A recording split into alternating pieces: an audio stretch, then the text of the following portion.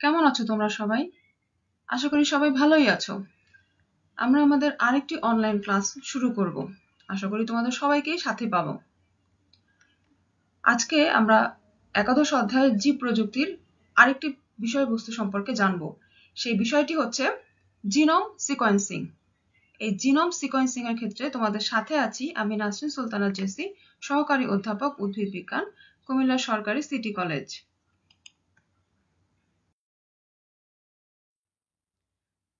Genome sequencing ক্ষেত্রে জানার জন্য আমরা প্রথমেই এর সংজ্ঞাটা জানি বা কাকে বলে।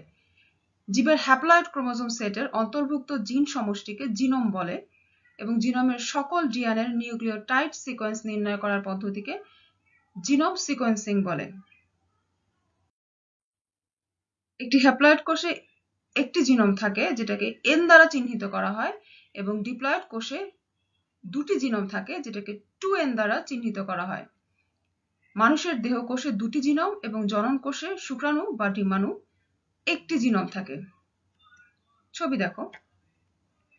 এই ছবিটাতে পাশাপাশি দুটি ছবি দেখা যাচ্ছে, এইগুলো হচ্ছে ক্রোমোজোমের ছবি। এই জিনিসটা হচ্ছে ডিপ্লয়েড এবং এই অবস্থাটা হচ্ছে হ্যাপ্লয়েড। একটু লক্ষ্য করলে দেখবে এখানে তিনটি রং দিয়ে ক্রোমোজোমকে চিহ্নিত করা হয়েছে। হ্যাপ্লয়েডের ক্ষেত্রে যেই ক্রোমোজোমগুলো আছে একটা একটা করে, ডিপ্লয়েডের ক্ষেত্রে সেই রঙের ক্রোমোজোমগুলোই আছে দুটি দুটি করে। এই অবস্থাটাকে বলা হয় ডিপ্লয়েড জিনোম এবং এই একটি ক্রোমোজোমের অবস্থাটাকে বলা হয় হ্যাপ্লয়েড জিনোম। আরেকটা ছবিতে দেখো, মানুষের ক্যারিওটাইপ অর্থাৎ মানুষের যে কতগুলো ক্রোমোজোম আছে প্রত্যেকটা ক্রোমোজোমেরই ডিপ্লয়েড অবস্থাটা দেখানো হচ্ছে, অর্থাৎ কোষগুলোর মধ্যে যে জিনোমটা থাকে সেটা যে ডিপ্লয়েড অবস্থায় থাকে তার প্রক্রিয়াটাই বা তার অবস্থাটাই দেখানো হচ্ছে। এখন আসি জিনোম সিকোয়েন্সিংটা কি কি কাজে ব্যবহার করা হয়। মানব কল্যাণের বিভিন্ন ক্ষেত্রে জিনোম সিকোয়েন্সিং এর কৌশল প্রয়োগ করা হয়। প্রথমে একটা গুরুত্বপূর্ণ পদটা দেখি, সেটা হচ্ছে ডিএনএ ফিঙ্গারপ্রিন্টিং। জিনোম সিকোয়েন্সিং এর মাধ্যমে ডিএনএর বৈশিষ্ট্যের তুলনামূলক বিশ্লেষণ করে কোনো মানুষকে শনাক্ত করা অথবা তার পারিবারিক সম্পর্ক নির্ণয় করার কৌশলকেই ডিএনএ ফিঙ্গারপ্রিন্টিং বলে। আঙুলের ছাপের মতোই দুজন মানুষের জিনোমের বেস সিকোয়েন্স কখনোই একরকম হয় না। জিনোমের বেস সিকোয়েন্স দ্বারা যেহেতু ডিএনএ ফিঙ্গারপ্রিন্টিং করা হয়, সেহেতু ডিএনএ ফিঙ্গারপ্রিন্টিং প্রতিটি মানুষের স্বতন্ত্র। এটা সম্পর্কে আমরা একটু পরে ছবির মাধ্যমে বিস্তারিত আলোচনা করব, তখন তোমাদের জন্য আরো বেশি পরিষ্কার হয়ে যাবে। বিজ্ঞানী আলেক জেফ্রিজ 1984 সালে ডিএনএ ফিঙ্গারপ্রিন্টিং পদ্ধতি আবিষ্কার করেন। ডিএনএ ফিঙ্গারপ্রিন্টিং বর্তমানে ফরেনসিক অধ্যয়নে খুনি, ধর্ষণকারী এই ধরনের অপরাধী শনাক্তকরণে এবং জ্ঞাতিত্ব বা স্বজন নির্ধারণে ব্যাপকভাবে ব্যবহৃত হয়। এখন আসলে ডিএনএ ফিঙ্গারপ্রিন্টিং এর কিছু ছবি দেখি। প্রথমে একটা ছবি দেখি। এই ছবিটাতে দেখা যাচ্ছে যে এর আগে আমরা পড়েছিলাম জেল ইলেকট্রোফোরেসিসের মাধ্যমে ডিএনএর অনেকগুলো ব্যান্ড তৈরি হয়। এই যে ডিএনএর ব্যান্ডগুলো তৈরি হচ্ছে, এই ছবিটাতে ডিএনএর যেই জায়গায় যে ধরনের ব্যান্ড তৈরি হচ্ছে সেটা একটা সুনির্দিষ্ট প্যাটার্ন রয়েছে। আরেকটা ছবি দেখি। এই ছবিতে ডিএনএর যেই সিকোয়েন্সগুলো দেখা যাচ্ছে, যেখানে রং দেখা যাচ্ছে, আরেকটা ছবিতেও ডিএনএর সিকোয়েন্সগুলোই দেখা যাচ্ছে, কিন্তু এই ডিএনএর যে ব্যান্ডগুলো সেই ব্যান্ডগুলো আগের ছবির তুলনায় ভিন্ন। আরেকটা ছবি দেখি। এই ছবিতে যেভাবে ডিএনএর ব্যান্ডগুলো দেখা যাচ্ছে, এই ব্যান্ডগুলো বাকি দুটো ছবির তুলনায় ভিন্ন, অর্থাৎ এটা তিনটি মানুষের বা উদ্ভিদের বা যে কিছুরই ফিঙ্গারপ্রিন্টিং বা ডিএনএর জিনোম সিকোয়েন্সিং হয়ে থাকুক না কেন, প্রত্যেকটার মধ্যে কিন্তু একটি স্বতন্ত্র বৈশিষ্ট্য আছে। অর্থাৎ এই ফিঙ্গারপ্রিন্টিং বা এই ডিএনএর প্যাটার্নটা যেই মানুষের বা থেকে হয়েছে, যে মানুষ থেকে এই ফিঙ্গারপ্রিন্টিংটা পাওয়া গেছে, সেই মানুষের কাছ থেকে বা সেই প্রাণীর কাছ থেকে কখনোই এই ধরনের ফিঙ্গারপ্রিন্টিং বা এই ধরনের ডিএনএ সিকোয়েন্সটা পাওয়া যাবে না। অর্থাৎ প্রত্যেকটা ক্ষেত্রেই এই ব্যান্ডগুলো বা ডিএনএর ব্যান্ডগুলো স্বতন্ত্র থাকে। এখানে একটা ছবি দেখো, ছবিটা দেখেই বুঝতে পারছো যে এটা কোনো মানুষের আঙুলের ছাপের ছবি। অর্থাৎ আমরা যখন টিপসই দেই, টিপসই দেওয়ার সময় এই ধরনের একটি ছাপ তৈরি হয়। এখন এই ধরনের ছাপ কি সব মানুষেরই তৈরি হয়? আরেকটা ছবি দেখলে কিছুটা পরিষ্কার হবে। এখানে দেখো আরেকটা আঙুলের ছাপ রয়েছে। এই আঙ্গুলের ছাপের মধ্যে যে প্যাটার্নটা দেখা যাচ্ছে সেটা কিন্তু আগের যে ছবিটা আমরা দেখেছি সেই ছবির মতো নয়, এখানে অবশ্যই একটা পার্থক্য রয়েছে। আরেকটা ছবি দেখো, এই ছবিটার মধ্যে আঙ্গুলের ছাপের যে পার্থক্যটা রয়েছে সেটা পূর্বের দুটো ছবির থেকে পুরোপুরি আলাদা। চতুর্থ আরেকটা ছবি দেখি, এই ছবিটাতে যে প্যাটার্নটা আছে সেই প্যাটার্নটা আবার বাকি তিনটা থেকে পুরোপুরি আলাদা। অর্থাৎ একটু আগে আমরা যে বললাম যে প্রতিটা মানুষেরই জিনোম সিকোয়েন্সিং এর অর্থাৎ জিনোমের যে ডিএনএ থাকে সেগুলোর যে ব্যান্ড থাকে সেই ব্যান্ডগুলো একটি সুনির্দিষ্ট বৈশিষ্ট্য তৈরি করে এবং সেই বৈশিষ্ট্যের কারণেই প্রতিটা মানুষের এই ধরনের বৈশিষ্ট্যগুলো পুরোপুরি স্বতন্ত্র হয়। এখন আসি আরেকটা কাজে, যেই কাজে জিনোম সিকোয়েন্সিং ব্যবহার করা হয় মৌলিক গবেষণা কার্যক্রমে। জিনোম সিকোয়েন্সিং এর তথ্য উদ্ভিদ, প্রাণী এবং অণুজীবের মৌলিক গবেষণা কার্যক্রমে ব্যবহার করা হয়। যেমন ধান, পাট ইত্যাদির জিনোম সিকোয়েন্সিং তথ্য ফসলের জেনেটিক গবেষণায়, মানুষের জিনোম সিকোয়েন্সিং তথ্য চিকিৎসা বিজ্ঞান সহ অন্যান্য অনেক বিজ্ঞানের গবেষণায় এবং বিভিন্ন অণুজীবের জিনোম সিকোয়েন্সিং তথ্য উদ্ভিদ ও মানুষের রোগ সংক্রমণ ও রোগ নিয়ন্ত্রণের গবেষণার কাজে ব্যবহার করা হয়। জীবজগতের শ্রেণীবিন্যাসকরণে অর্থাৎ জীবজগতের যে শ্রেণীবিন্যাস করা হবে সেখানে জিনোম সিকোয়েন্সিংটা কিভাবে কাজ করে। জিনোম সিকোয়েন্সিং এর মাধ্যমে বিভিন্ন জীব গোষ্ঠীর উৎপত্তিগত সম্পর্ক নির্ণয় করে শ্রেণীবিন্যাসে তাদের সঠিক অবস্থান নির্ধারণ করা যায়।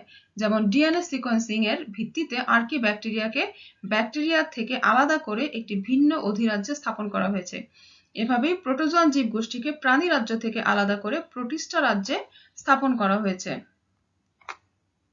এই ছবিটা দেখলে বিষয়টা একটু পরিষ্কার হয়ে যাবে। এটা একটি ক্রোমোজোমের ছবি, সেটা দেখেই বুঝতে পারছো। এই ক্রোমোজোমের মধ্যে যে কতগুলো দাগ আছে অর্থাৎ ভিন্ন রঙের কতগুলো দাগ দেওয়া হয়েছে, এগুলো আসলে এর মধ্যে যে ডিএনএ এর সিকোয়েন্স গুলো আছে অর্থাৎ বেস সিকোয়েন্স গুলো আছে সেই সিকোয়েন্স গুলো কোন জায়গায় কি অবস্থায় রয়েছে তার একটা সুনির্দিষ্ট ব্যান্ড তৈরি করে এবং এই ব্যান্ডটা প্রতিটা ক্ষেত্রেই সুনির্দিষ্ট থাকে এবং এই সব বৈশিষ্ট্যের উপর ভিত্তি করেই বা এই জিনোম সিকোয়েন্সিং এর উপর ভিত্তি করেই জীবজগতের শ্রেণীবিন্যাসটা করা হয়। এবার আসি রিকম্বিনেন্ট ডিএনএ প্রযুক্তির ক্ষেত্রে, যে প্রযুক্তির কথা আমরা আগেও দেখেছি। জিনোম সিকোয়েন্সিং এর মাধ্যমে কোনো জীবের জিনের অবস্থান, গঠন, পরিধি ও কাজ জানা যায় এবং এর ফলেই কাঙ্ক্ষিত জিনের অনুসন্ধান, শনাক্তকরণ, পৃথকীকরণ, সংরক্ষণ, আরডিএনএ তৈরি, মলিকুলার প্রোব তৈরি এগুলো সম্ভব হয়েছে। এখানে একটা ছবি, যে ছবিটাতে একটা ক্রোমোজোম দেখা যাচ্ছে, এখানেও সেই আগের ক্রোমোজোমের মতোই কতগুলো রং দিয়ে চিহ্নিত করা হয়েছে। এই রংগুলোই হচ্ছে ডিএনএ বিভিন্ন ব্যান্ড এবং এর মধ্যে যে কতগুলো দাগ দিয়ে এগুলোকে চিহ্নিত করার চেষ্টা করা হয়েছে এটাকে বলা হয় জিন ম্যাপিং। এই জিন ম্যাপিংটা পুরো জিনোমের প্রতিটা ক্রোমোজোমের ক্ষেত্রে যখন করা হয় তখন সেটাকে বলা হয় জিনোম সিকোয়েন্সিং। এই অবস্থার মাধ্যমেই নির্দিষ্ট করা যায় বা শনাক্ত করা যায় যে এই জায়গা থেকে কোন জিনটা আমার প্রয়োজনীয় আর কোন জিনটা অপ্রয়োজনীয় বা কোন জিনটা আমি কোন উদ্ভিদে বা কোনো কিছুর ক্ষেত্রে স্থানান্তর করতে চাই। স্থানান্তর করতে চাইলেই আমাকে রিকম্বিনেন্ট ডিএনএ প্রযুক্তির ব্যবহার করতে হবে এবং যখন আমি জিনটাকে শনাক্ত করতে পারবো তারপরেই আমার কাটার প্রশ্ন আসবে এবং শনাক্তকরণের পরেই প্রক্রিয়াটা সহজতর হয়ে যায়।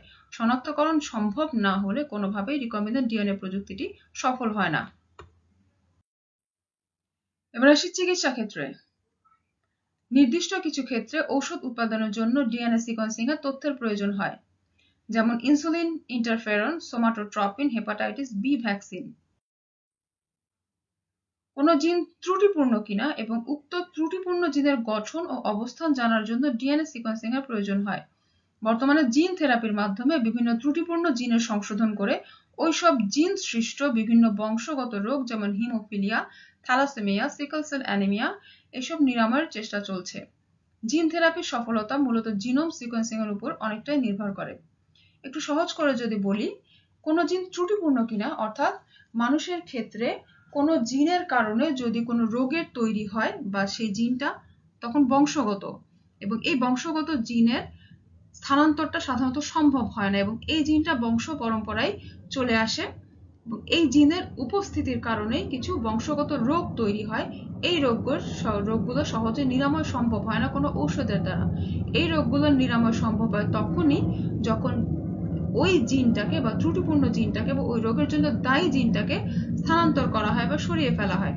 সরিয়ে ফেলার জন্য প্রথমেই জানতে হবে যে জিনের অবস্থানটা কোথায়। জিনের অবস্থান কোথায় সেটা জানার জন্য ডিএনএ সিকোয়েন্সিংটা অতি মাত্রায় গুরুত্বপূর্ণ। ডিএনএ সিকোয়েন্সিং বা জিনোম সিকোয়েন্সিং এর মাধ্যমেই আমরা জানতে পারি যে ত্রুটিপূর্ণ জিনটা কোন জিনের কোন বাহুর কোন জায়গায় অবস্থান করছে এবং কোন জায়গায় অবস্থানের কারণে ঠিক কোথায় জায়গাটায় কেটে সেই জিনটাকে সরিয়ে ফেলতে হবে। অঙ্গ টিস্যু প্রতিস্থাপনের ক্ষেত্রে দাতা বা গ্রহীতার দেহে কোনো বিরূপ প্রভাব আছে কিনা তা প্রতিস্থাপনের পূর্বেই দুজনের জিনোম সিকোয়েন্সিং এর মাধ্যমেই তা জানা যায়।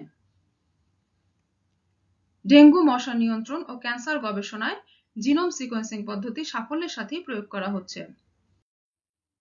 এবার আসি কৃষিক্ষেত্রে এই জিনোম সিকোয়েন্সিংটা কিভাবে ব্যবহার করা হয়।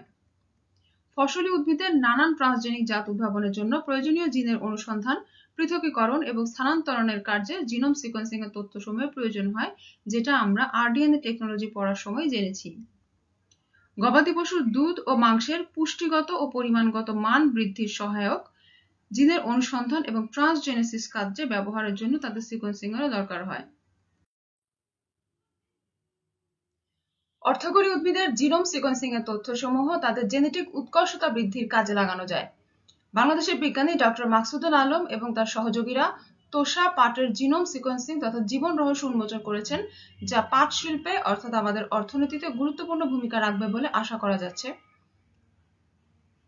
বিভিন্ন অর্থকরী ফসল যেমন ধান, পাট, গম বা বিভিন্ন ফলজ উদ্ভিদ বা যেসব উদ্ভিদ আমরা রপ্তানি করে থাকি অথবা সবজি জাতীয় উদ্ভিদ, এইসব উদ্ভিদের যদি জেনেটিক উৎকর্ষতা বৃদ্ধির প্রয়োজন হয় সেই সব উদ্ভিদের ক্ষেত্রে, যেমন রোগ প্রতিরোধী জাত সৃষ্টি করতে চাইলে ফলন বৃদ্ধি পাবে এই ধরনের জাত যদি সৃষ্টি করতে চাই তাহলে সেক্ষেত্রে জিনোম সিকোয়েন্সিং এর তথ্যটা অনেক বেশি পরিমাণে প্রয়োজনীয় হয়।